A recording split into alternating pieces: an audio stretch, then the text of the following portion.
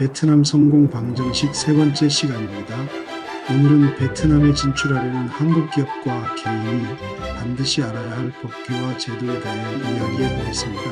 특히 2025년 기준으로 업데이트된 내용을 중심으로 다뤄볼 텐데요. 법적 절차와 세법 변화라는 두 가지 주제로 나눠서 말씀드리겠습니다. 첫 번째, 회사 설립 절차입니다. 먼저 베트남에서 회사를 설립하려면 어떤 절차를 거쳐야 할까요? 베트남에서는 외국인이 회사를 설립하려면 몇 가지 필수적인 단계가 있습니다. 가장 먼저 해야 할 일은 투자 등록증을 발급받는 겁니다.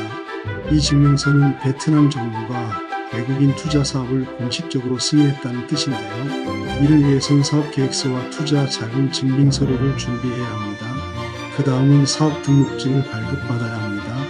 이 단계에서는 회사 이름을 정하고 사업 목적과 활동 범위를 명확히 해야 합니다. 참고로 회사 이름은 중복이 허용되지 않기 때문에 미리 성명을 검색해 보는 게 좋습니다. 또 하나 중요한 점은 베트남에서는 세금식별 코드와 부가가치세 번호를 발급받아야 하는데요. 이 과정에서 세무당국에 등록하고 전자세금 시스템을 사용해야 합니다.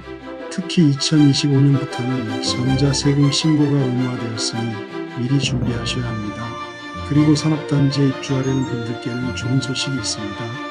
산업단지 내에서 사업을 시작하면 환경영향평가나 건축허가 같은 일부 절차를 생략할 수 있는 경우가 많습니다. 이런 혜택을 잘 활용하면 초기 진입 장벽을 낮출 수 있겠죠? 두 번째, 2025년 기준 세법 변화입니다. 베트남의 세법은 최근 몇 년간 빠르게 변하고 있는데요. 특히 2025년부터 시행되는 새로운 규정들이 있습니다.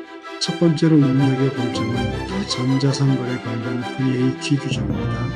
이제 외국 공급업체도 베트남에서 전자상거래를 통해 매출을 올린 경우 반드시 세금 등록을 하고 VAT를 납부해야 합니다. 예를 들어 한국에서 운영하는 온라인 쇼핑몰이 베트남 소비자에게 물건을 판매한다면 그 매출에 대해 베트남 정부에 VAT를 신고하고 납부해야 한다는 거죠.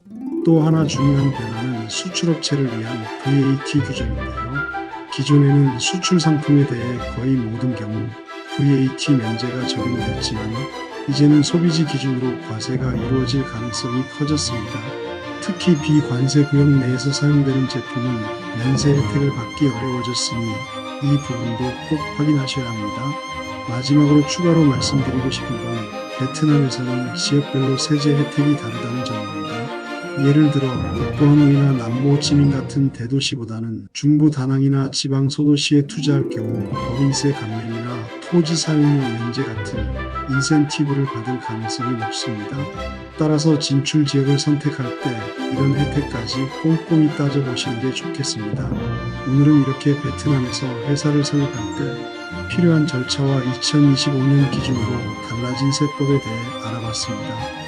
다음 시간에는 베트남 시장에서 성공하기 위한 현지화 전략과 문화적 이해에 대해 이야기 나눠볼 텐데요. 현지 소비자와의 소통 방법부터 한류 열풍을 활용하는 마케팅 전략까지 다양하게 다뤄보겠습니다. 그럼 지금까지 베트남 성공 방정식이었습니다.